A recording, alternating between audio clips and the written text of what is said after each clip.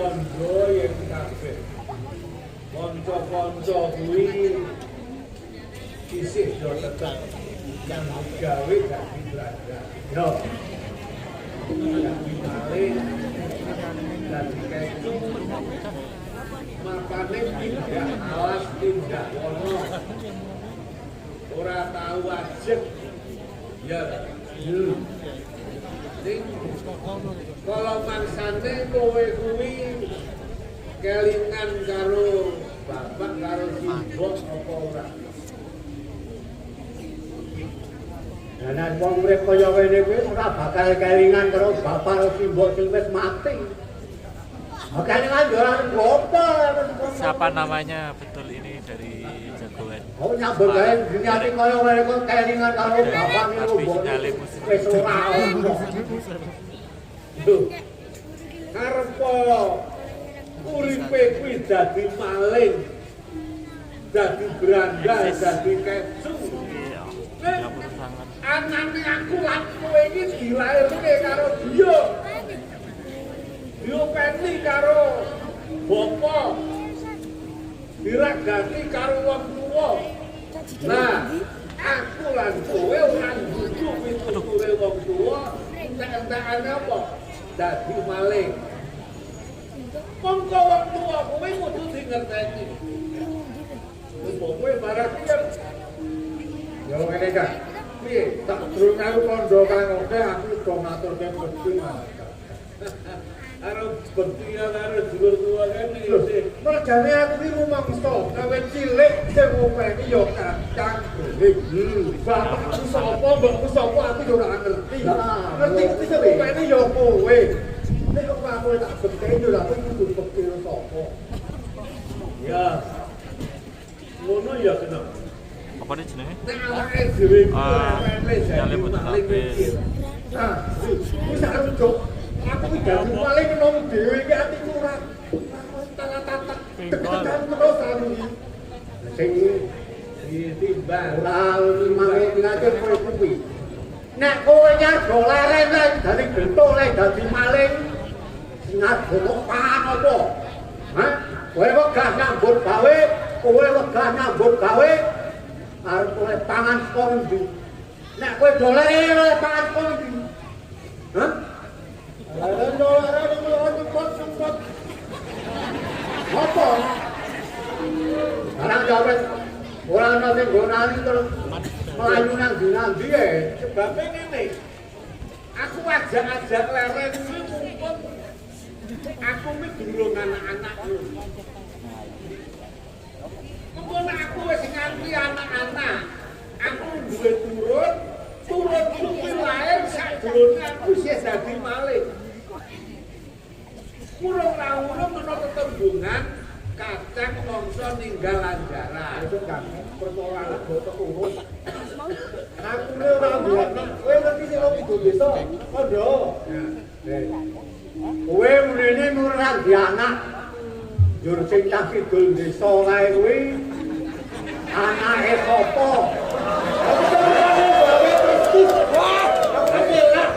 Raine persis. Apa ora biyen jamak kowe samune ora duwe anak. Ora tau jamu nyandel. Wis gedhe kok bocah. Weh. Ayo, cepet. Tegese iki aku ki bocakke ngono lho. Tembung anak. Mergo aku dianake dening wong tuwa. Nek aku ora dianake dening wong tuwa, aku ora disebut anak. Lah, aku genti iso nganakake. Lah aku neruske sejarahe wong tuaku. Aku dianake genti iso nganakake, aku jajal titip wiji. Boten duwe nang pinten-pinten. Ayo kepenak wae nang Kira-kira aku nandur wiji ning pojok desa ki nukul apa ora? Nek kuwi nganti nukul, wis disasepitani pituture bapak simbok bapa biyut anggere ngliwet lawuhe mesti jangan mbayung tempe gembus rokolan kulit mlinjo. Regine apa kok ngono kuwi? Mbayung ku bae biung ngetengke, ngelairke, ngeragati. Nyekolahke nganti sekolah dhuwur. Kuwi labuhane wong tuwa ki mbayung. Kulit. Gatluke kulit lanang karo wedok. Aku gak tengger perkara iki. Kalian Iya, awake dhewe najan maling ning kudu ngerti iki. dununge iki lho. Gatluke kulit. Iki jam malah bener sama udah nyong. Anak karo wadon Ana kuwe. tokolan. Ngotokolan. Nukul ki anak metu saka nggon tempe gembul. Iya awake dhewe Ora mungkin babar aku. Karena orang muda lah bayi ning sore kok ora ngerti. Aku yo dijek. Nah aku yo dong wae nang numpet bawa. arep podhong arep ngerti nek ora iso nindakake dasare bekti karo wong tuwa ki napa. Piye? Nek awake dhewe urip ning kono, urip ning alas. Mangane mangan tanduran ora entuk malingan. Nah, Bekti karo wong tuwa kuwi anggere disuguh panganan esuk lan sore direke wong tuwa wis bekti wong tuwa. Nyuguh panganan karo wong tuwa kuwi bekti wong tuwa kaya ngono kuwi. panen kacang brol brul. Oh, Ya ta? Ana ayote apa ora? ya ono. Ana wit kok ora ono yote. Ayat kuwi pralambang labuhane wong tuwa. Jadi iki langsung lho, Mas. Ayat bisa Ajar sing obah sendi ning GFL. tanah sing Kan dhuwur. sendi GFL. Gedhekke uwit tegese gedhekke anak. Nukulke godhong anak ben iso ngayomi keluarga, iso ngayomi wong akeh. Iso nukulke kembang. Iya lho. Anak putu uripe ben bisa berkembang. Nukulke wong anak putu nang wae dhewe besok uripe aja dadi maling kaya awake dhewe. Nanging iso ngentokke wohe urip kang apik tembunge saiki bisa membuahkan yang terbaik untuk orang tua. Lah wis Sinyal digawe kaya udah urip kuat. kaya awake dhewe iki yo ora arep kepiye. Arep kepiye nek urip kaya awake dhewe kuwi. Nek yo Ayo to, do owah iso ora owah. perkara iki. Nek ning donya kuwi ora ono wong sing elek kaya kowe iki. Nek biji barang sing apik iki opo? Ini apa? Ini pun langsung. Sing elek ki apane? Aku tidak elek. Oke. Rupaku elek. Wis aku tidak elek. Rupa elek, tuminggat yo elek, aku kabeh elek. Apik ngene lho. Apa-apa ki manut dalane. Woi. Ora. Kok manut dalane iki dalane sing kepiye? Nek aku tok arani elek wong dalanku lair ki ya elik. Ini mau direkod, Mas. Ini kita rekod sing iki. Jadi iki nge-live supaya Kula kowe sing sihno. So nek kowe duwe bojo, manten anyar, lemuan do tresno ki aja karo mantel. los iki. Tak los. Semua gak kudu gawa sambungan meneh. Ora waton usuk. Koi. Atiku lagi mandel. Ning ndok kepengin. Atine masane kepengin. Diampet. Nek ngono, Malah bapakmu lho mbokku biyen anake kowe kuwi tak sira do mangkel sepatu. Ha iya to. Sepatu metutu. Yo saiki ndak anak-anak kok yo metutu kaya ngono. Ya ora apa-apa. Ora. Aku ora arep owah-owah. Gaweane wong tuaku sing ngukir jiwaku sing ngukir awakku. Ku sing baku ayo to. Mbok wong iki saiki sing do tenggono tembunge sing gampang iki sing sadar ngono lho. Wah, Nek urip ki bareng karo jagat sak isine. Hah? ora iso nak kaya aku. Najan aku urip ning kono, urip ning alas, ning sedulurku papat kuwi ora iso pisah karo aku. Nek aku wis dadi gaweanku kaya ngene, moh aku nakon leren dadi kok jandal kaya ngene. Urip sing kepenak, ora ono sing ngelehke, ora ono sing ngalahke. Iki ngopo? Sedulure teko. Ngopo? Sedulure sapa? Dulurku. Iya. Iso dirasake ning ora iso dicekel. Angin. Kok ngono kok? Coba. Getli bumi banyu ini kok paling apik. sing disebut sedulur papat lima pantet iki ya kuwi. Nek angin ora teko ning uripmu kowe nempat berkoso. Kowe arep bebuang ora disuruh karo angin, ora iso bebuang kowe modal kowe. Mobil banyu kuwi sedulur kanggo kekuatan. Getih kuwi urip tanpa getih ora urip. Mula getih kuwi diatur ditata aja nganti ana sing mandhek sak nggon. Mandheke getih bakal dadi lara. Nek ane wong lara karo nendi ae. Modal. Mula aja salah tampa nek simbah-simbah padha ngendikake elinga karo sedulur papat lima pantel. Angin sedulur, banyu sedulur tanpa dibantu karo banyu modal kowe. Tanpa dibantu karo piye? Saya piye lho? Aku kur omong. Kok jare cacah iki bener kabeh. Lho ben bener mungkin kok lagi mau. Aku orang bakal melu karo lain aku kok. Ya kono angin karo bener kodrangan aku ngomong aku. Maling yo maling. Wes iki ngene maling menapa kono maling sing kira-kira ora diseneni wong akeh maling sing piye? Yo sing maling nggon sing sepi sing ora ono wong. Aku coba aja ya.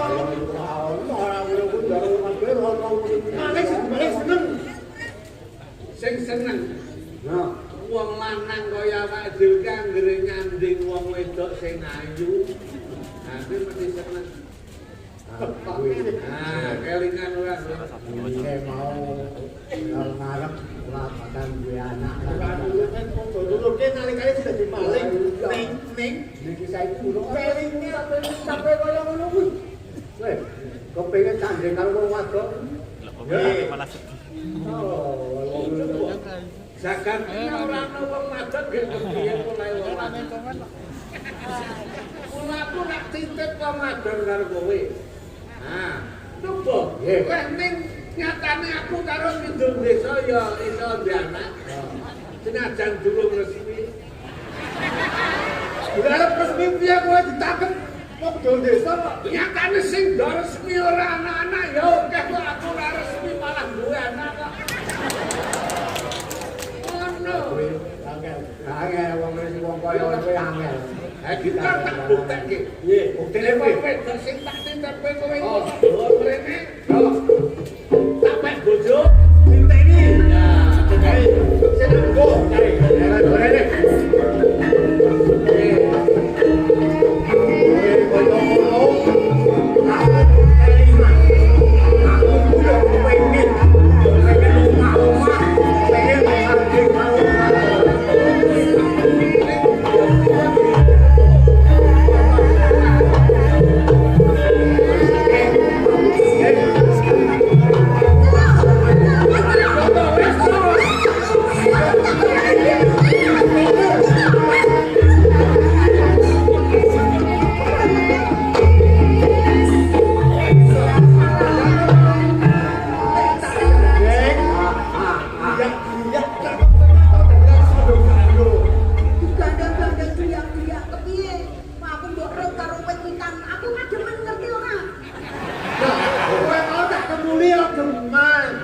Kowe kademen kok.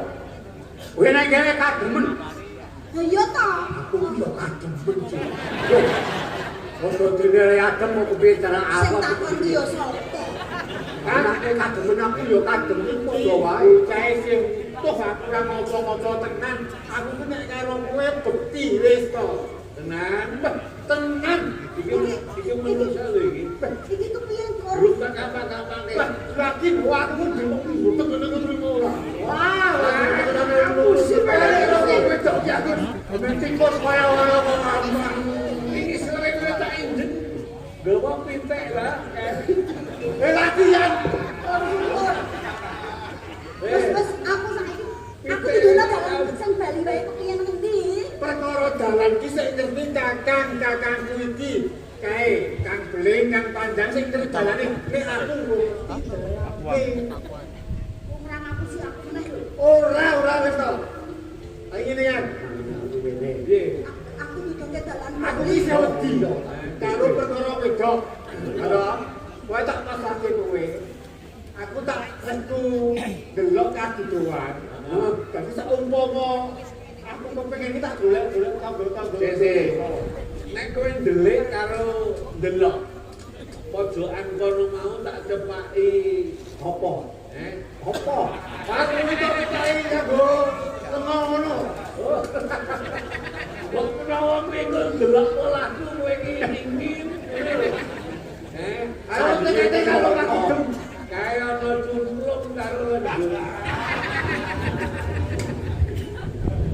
Kanggo gawe demi-demi sangkul.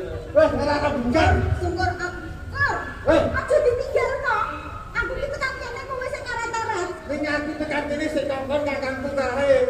Kepiye to? Lah kepiye to? Karo mesti kepiye? Meneh.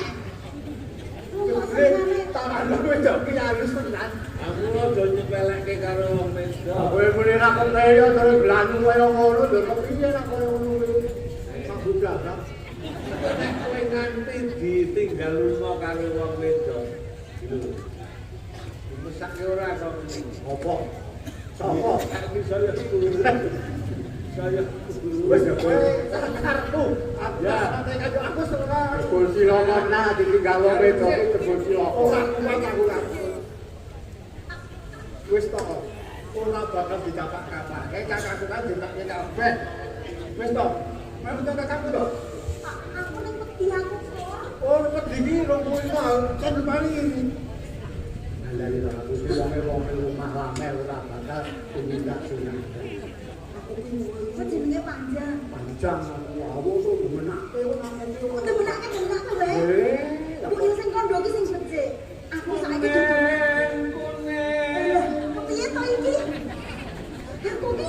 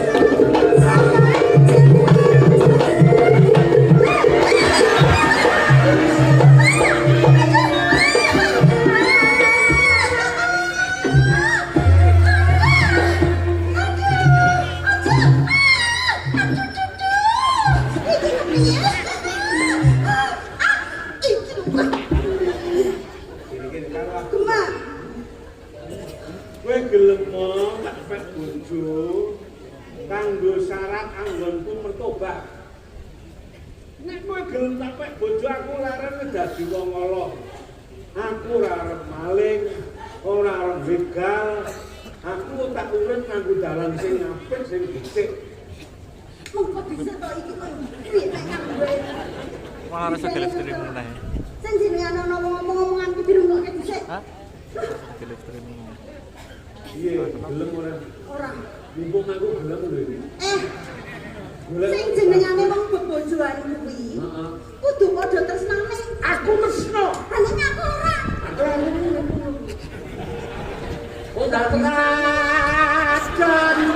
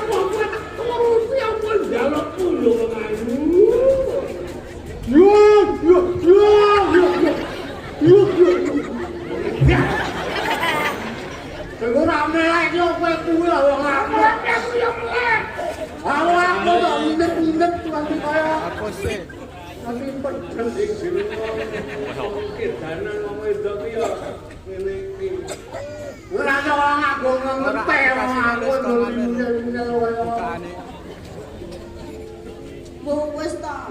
Wong wedok ki akeh. Tenan deloke rumah-rumah iki wis wong tegese wong ya wis duwe bojo. Wong arek karep ono. Nek kon karep kuwi rak ya iso dipeper, ora dimeh karep. Ning ya dinggo pikirane nang lare kuwi. Ora ngrono wong wedok dicegat, arep dipek bojo kon ladeni. Apa meneh kuwi?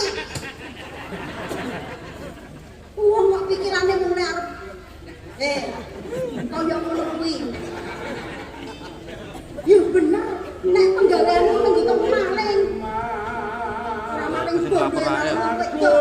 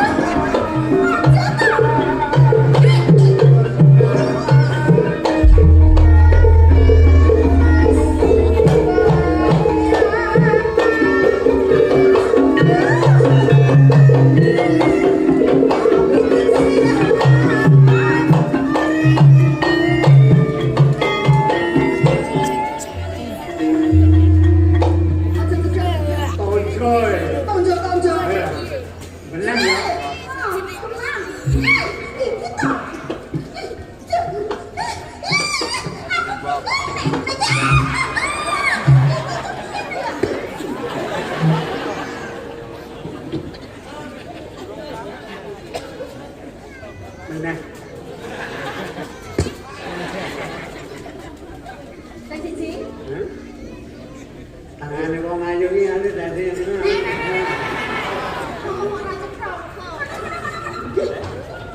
saiki ngene. Aku mesake karo kowe. Ya nek mesake aku trono.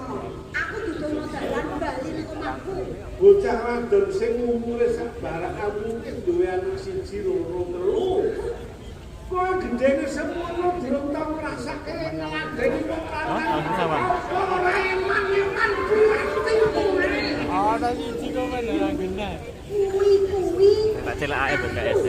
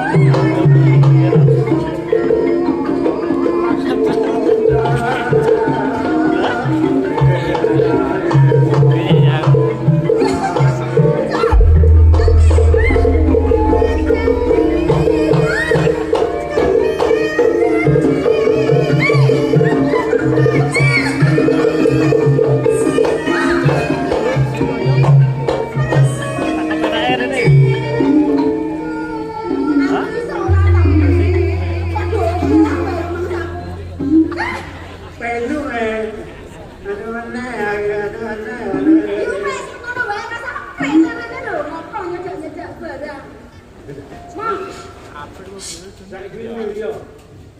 Milih kakangnya apa adine? Ora kabeh.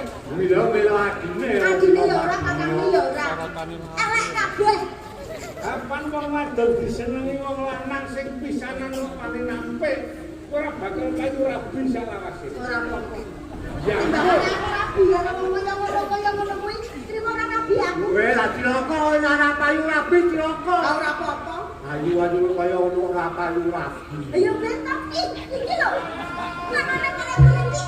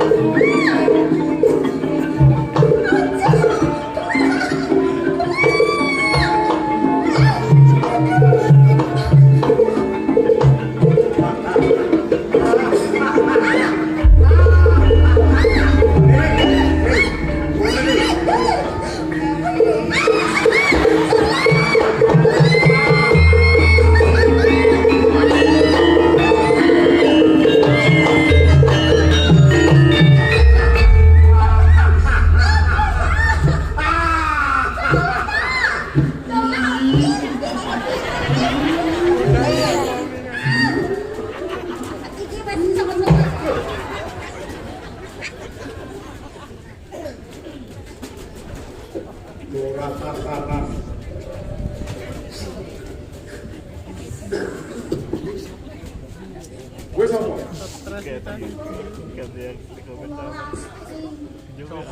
Astri.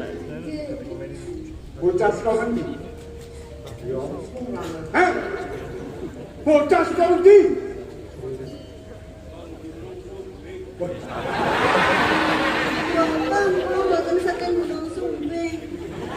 Awake dhewe kuwi mapan ning alas tutupan.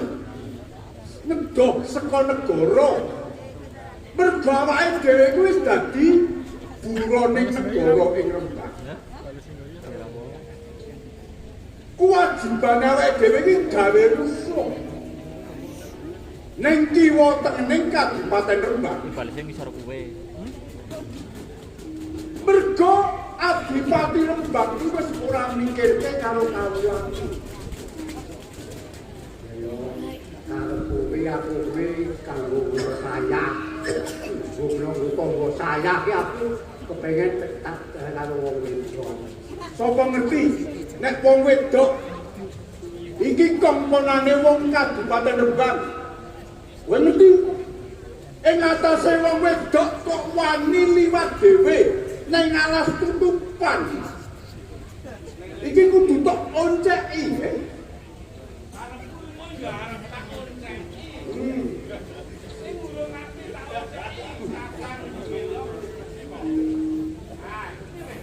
Piye? Rembug sing saapik-apik. Aku yo mangkel karo Bupati Rembang. Yo. Iku nganti dadi maling. Melu kowe brandal maling mergo butuh mangan. Tanpa mangan wong iki yo bodar. Yo. Bupati Rembang ora mikir kawulane sing melarat kaya ngene. Yo. Perkara iki pancen wis padha diniati. Niat awake dhewe kuwi gawe rusuh ning kiwa tengening Kabupaten Rembang. Konangan nek wetan awake dhewe mlayu ulur. Aku wae iki mergo gawe rusuh ning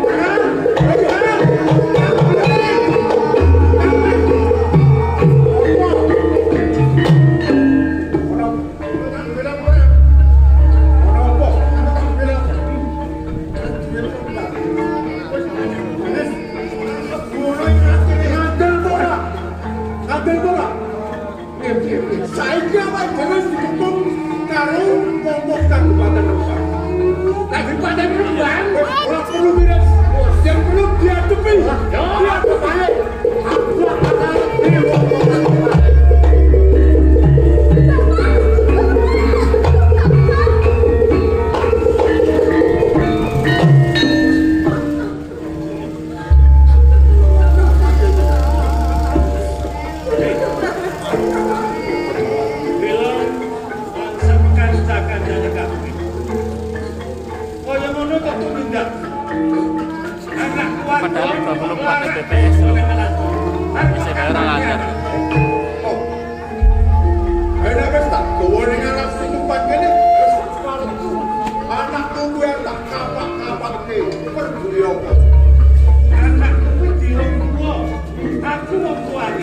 Kalau pusing orang oleh hati. Orang itu orang terima, nggak orang terima urusan kamu. Ini tidak tentu hati. Aku kok pusing mas. Orang ajar tanya ini.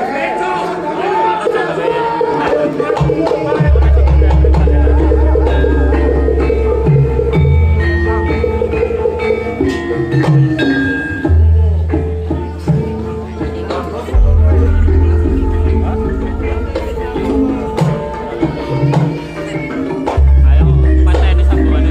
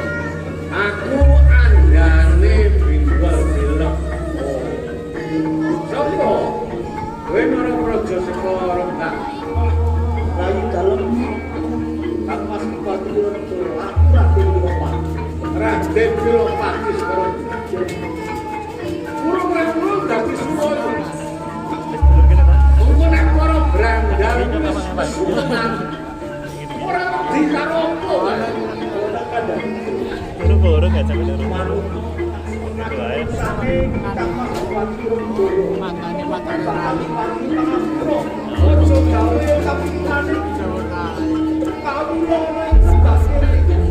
aku gelem disuwanke, ning yen aku ora gelem. Nek kabare pecah. Aku nek gelem suwanke apa karepku dituruti nek ora gelem. Wah, bagus. Sebelah palaran durma mati.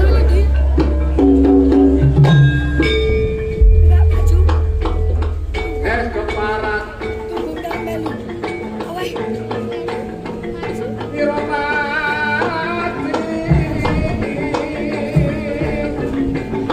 yen sekti kowe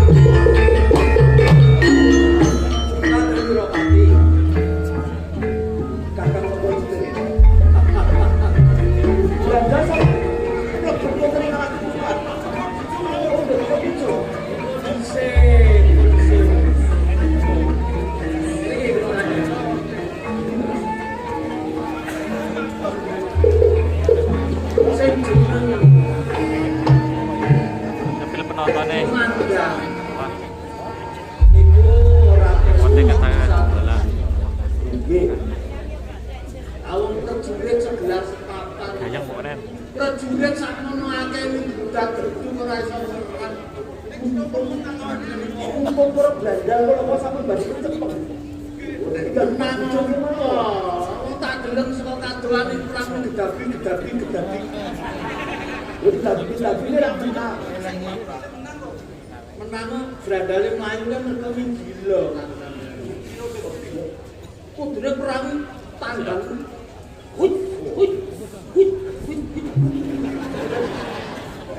Ora nek tenagane babar pisan ingkang pun Jawi Brasta Brandal menika kula panjenengan lah kula do perang jenengan kok tidak pergi aku lagi nang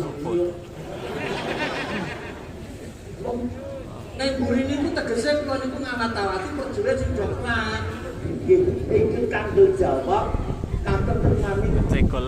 Kabupaten Rembang niku ya itu munggo.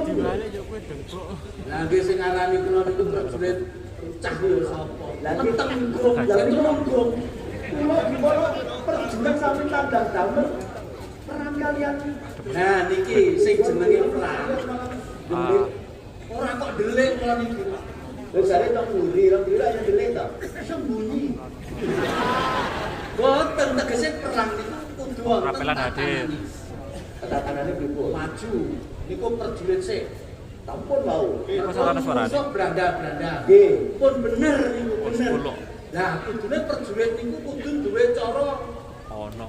arep nganggo gelar perang cakra byuha apa garuda nglayang apa prawan negol wonten Kakang Prajurit to. sing jeneng Grandal niku nek nganggo tata cara perang prajurit nganggo cakra byuha garuda nglayang ora bakal kecekel. Boten iso. Wong sing diadepi niku benar grandal kok nganggo napa niku rawan mikul barang. Lah niku cacane beda. Pun saniki ngeten mawon. Nek kula tintingi, mengke ora bakal arepa diloyak. Ora bakal iso menang. Ora bakal iso kepingkut brandal-brandal iki. Lah terus pripun? Kudu nganggo cara. Carane Carane niku para prajurit nuwun sewu bebet panjenengan ora duwe. Kula sing duwe. ya jenengan kira yo Awak kula muni ijen musuh brandal niku ngomongan kok. soalnya rembukan ora ket mau to. Ora tau nenteng. Tegese kula niku ngodi, kira-kira prajurit semono kae karo Raden Wirapati iki iso mumpuni apa ora? Nyatane niku mau berada kudu mlayu. Pengen nututi. Lho nututi nek sampean nututi tenan iso kecemplung jurang sampean. Lagi coba. Kula niku kulino munggah gunung pedhot jurang kok. Burung kulino. Kula niku nandhangi napa-napa ijene wani. Aja meneh kok tekan papan alas tutupan mriki. Aku mlaku ijen tekan Nepal kan Java. Hah? Lho, sampean ra ngerti to? Ame 2 kilo tekan kene. Terus karep sampean pripun? Wong niki Pun saniki tenan. kula niku dijawuhi dening Kakang Satipati supaya mbrasto benggol bela. Panjenengan yo dijawuhi, do perang panjenengan malah nang mburi. Sakniki ajeng doyak kok malah jare gol-goli kula ora kon munyak. Ngeten. Benggol belong sak kancani. Niku nek pun mlebu teng alas tutupan mriku. Nggih. Kuwi kaya dene seluman. Apa nggih? Cat katon caturan. Oh mboten nonton.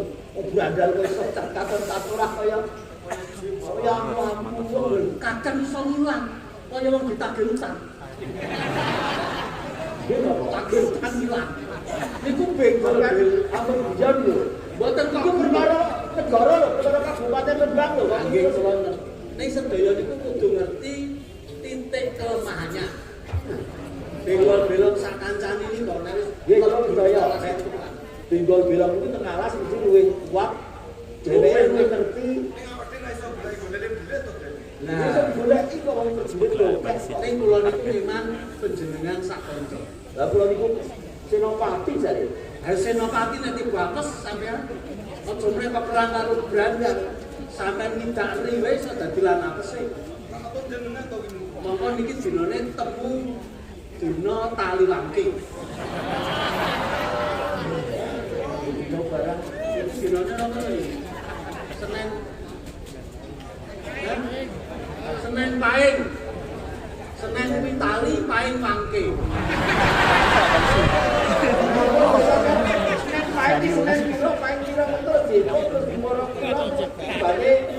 Lah niku tiba pesantren pun sakniki ngeten mawon. Dika sakoco kundur teng Kabupaten Rembang. Kula ngaku nggih. Nek benggol belong ora iso kecekel, aja diundang mergo nata Sutirta.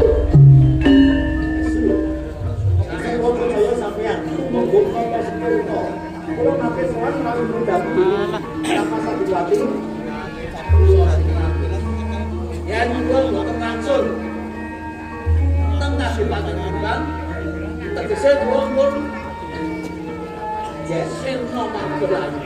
Kenapa ya mesake sampean kok jane? Ora usah dimesake kok iki wis saged-saged monggo kuwatir kok. Monggo ingkang ajeng.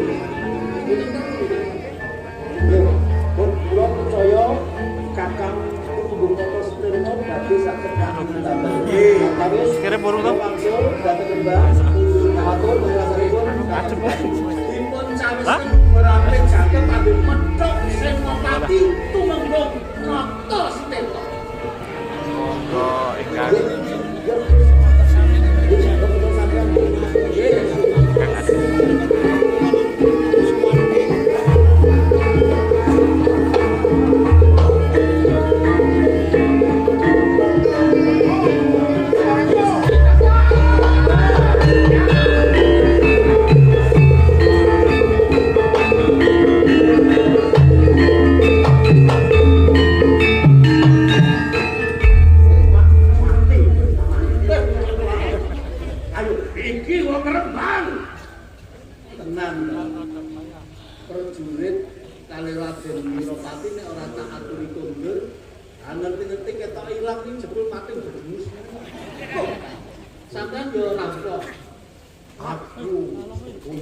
Kakang Belong.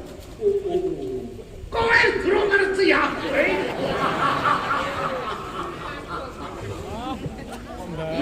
Sabar. Iki jalma menungso. Apa jalma tan kena pinira? Kuwi durung aku.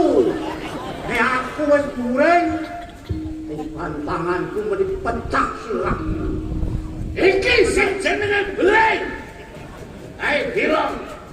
Aku Belong. Oh, sing Aku tetu Beleng. Brandal ning alas Aku andane. Ngerti lho. Telungan. tak kira sing jeneng rampok iki galak-galak tur nesu tur. Sampeyan kok mesem guyu wis tau. mesem guyu piye to? Kae kok ora mesem guyu pancen yo ngono kae dinane. Sampeyan nganggo untu palsu ya. Gambaran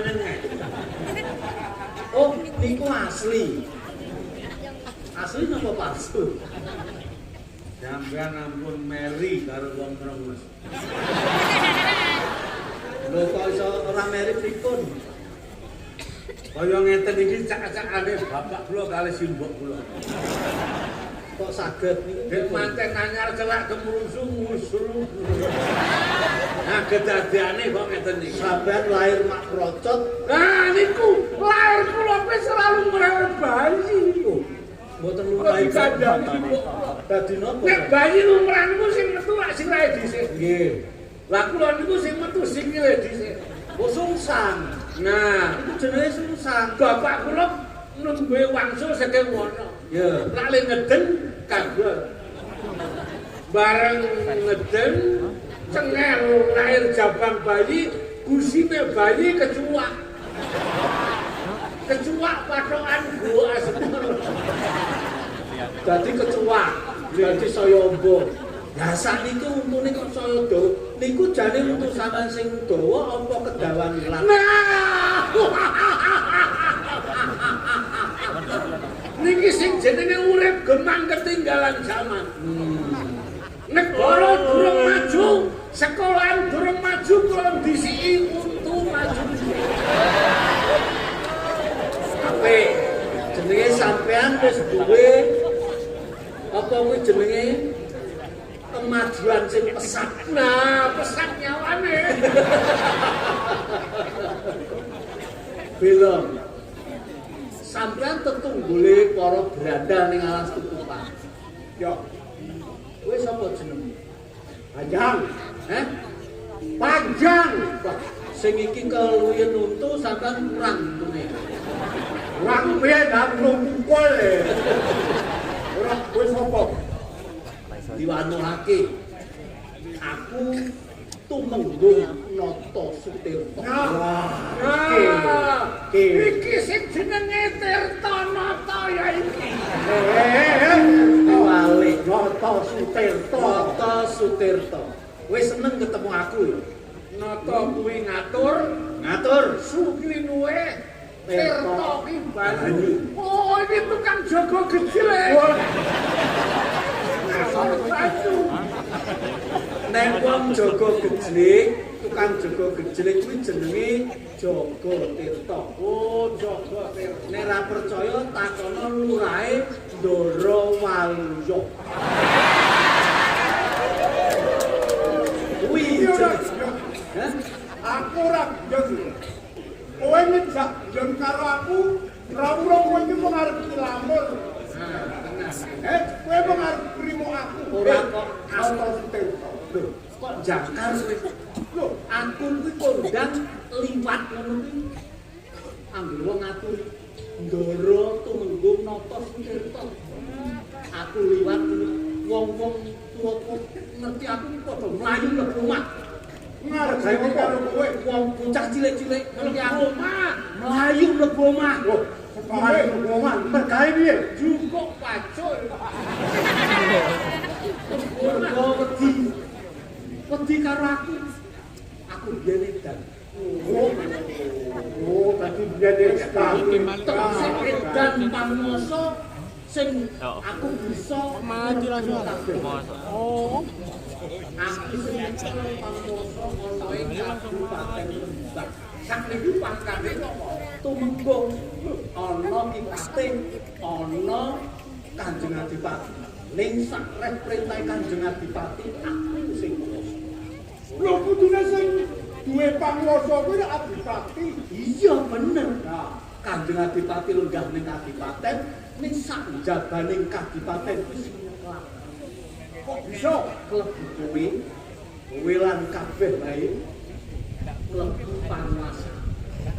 Panguwasane tetenggo ora sia-sia. Temenggo. Kowe arep nguasani aku. Ora bisa. Iki pancen wis tak jarak. Nek aku duweni sedya kepengin gawe rusuh ning Kabupaten Rembang. Mergo Rembang kuwi sing duweni panguwasa ora ndel karo kawulane. Tulung ge semanlungi. Ora trimo babar pisan. Saking wontene Rembang nyukeh kawula cilik, oke wong mlarat sing duwe komansi lan jembar kenging nampa mempeng-mempenge Bupati Rembang ngundhake pajak niku.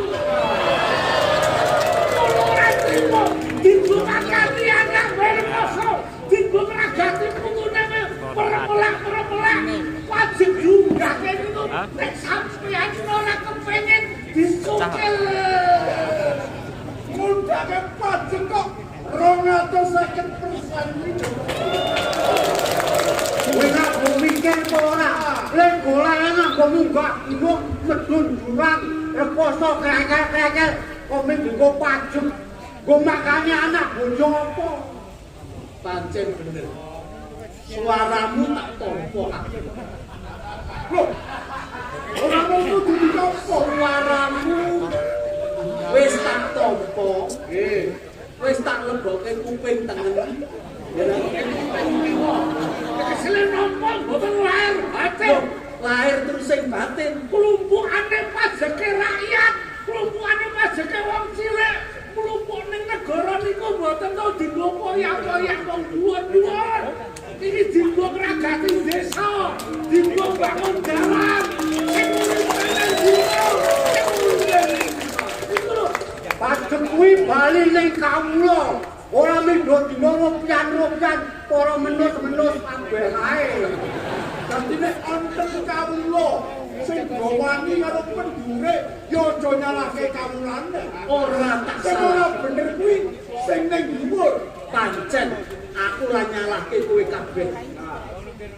Mula saiki pajak tak undhakake kabeh para narapraja gajine saiki sing adate ku mung pirang puluh yuta saiki dadi sakulan 100 yuta.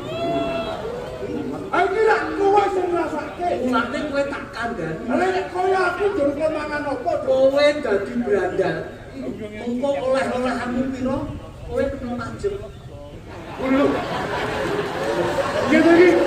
Hei, hei, hei. Piye? Kowe bakal kena pajak. Lawan kuwi lek nyolong dhewe, lek ngerampok dhewe. Lho, dadi Aja meneh kowe nyolong nyolong dhewe. Lah wong sing ngrungokke lagu wis saiki tenor ya. Kowe iki piye? Lah kaya ngene iki kahanane apa sing tak pimpin? Ngerti ora kowe? negara kuwi saya jutek. Nah, sak kula kowe tindangan mungko kowe ngerampok hasil ngerampok pilo oleh pajak kena pajak kowe ora iso ngopeni anak bojomu saiki apik-apikan ate. Ngene kowe melu aku. Ya, dadi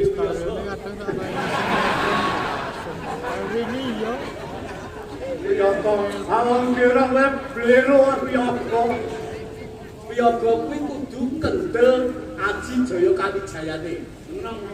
Nek kowe ngendang ya kudu terampil kendangane kaya Mas Puji kuwi. Lho, tentek kendang pira Mas. Pengendang ki sirikane ora kena kok iku kalau sindek.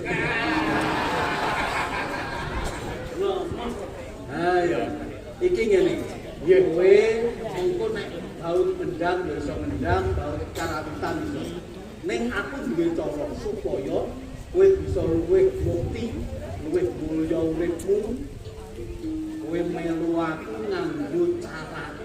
Kok dadi kula kon pinjam kowe nyametake baut iku nganggo bengkel pit apa kula niki. Baut kuwi masih go ngendok ing singke. Nah, kaya ngene iki pikirane rampok kuwi semene. Sing jenenge baut kuwi karep. Kowe baut karep kuwi tegese kowe duwe tenaga kanggo mlaku jangkah supaya uripmu luwih apik. Kula tau duwe karep malah donya menekke. Kowe bautke duitku pirang yuta wae. Kula ora tau kebeneran ning omah, ora tau disenengi karo wong wedok omah, karo wong tuwa ora disenengi kula minggat terus dadi blandal. Nah, kuwi tegese uripmu kan kudune kowe saiki ndandan ana uripmu, kowe melu aku engko kene tak carane sak kandhane. Hati-hati lho. Iki mung arep dilembu alus. Kowe hati-hati. Ora mung arep nyekel awake dhewe. Nah, iya. Hati-hati. Ora, aku ora nyekel, aku ki ora tau ngapusi. Takon wong semene kabeh, sapa sing urung tau tak? Weh, Ayo tegese kowe kuwi tukang ngapusi kowe. Aku mau ngomong apa? Kondho wong semene iki sapa sing urung tau tak apusi? Nah, mesti kabeh wis hadir. Abang negara iki ngene iki. sing Iki wong negara iki ngene iki. Aku ora omongane kuwi lho. ora ngapusi kowe kabeh. Pripun iki kowe tak jak mukti, tak jak mulya, mengko aku sing backing kowe. Backing kuwi aku. Mangkene Sapa niku? Sapa niku? Iki ngene iki. Iki bapak. Backing itu tegese sing tanggung jawab urip iki aku. Mangkene kula cekel prajurit. Sampeyan lajeng kuanggai ngono. Nek kowe nganti kecekel prajurit ing Rembang, Nggih. prajurit tak cekel cek, kowe tak pateni. Weh, piye kok kowe? Ora. Yo omongane kuwi. Nek kecekel prajurit tak cekel, kowe tak slametake. Iki kondak-ndane mung kaya ngono Ya kuwi. ngono kuwi. Weh, Hati-hati. hati-hati. Kowe golekne watak, blek apa piye? Kurang bejane iki tumenggung tekan kene arep adol keris. Kowe wani piro? Ora wani apa-apa. Iki kena pajak nek duwe iki. Iki ngene. Bengol piro? Kene tangan dan. Iki cekelen sik. Cekelen. Tokek ya. Yo kowe tak kandhani.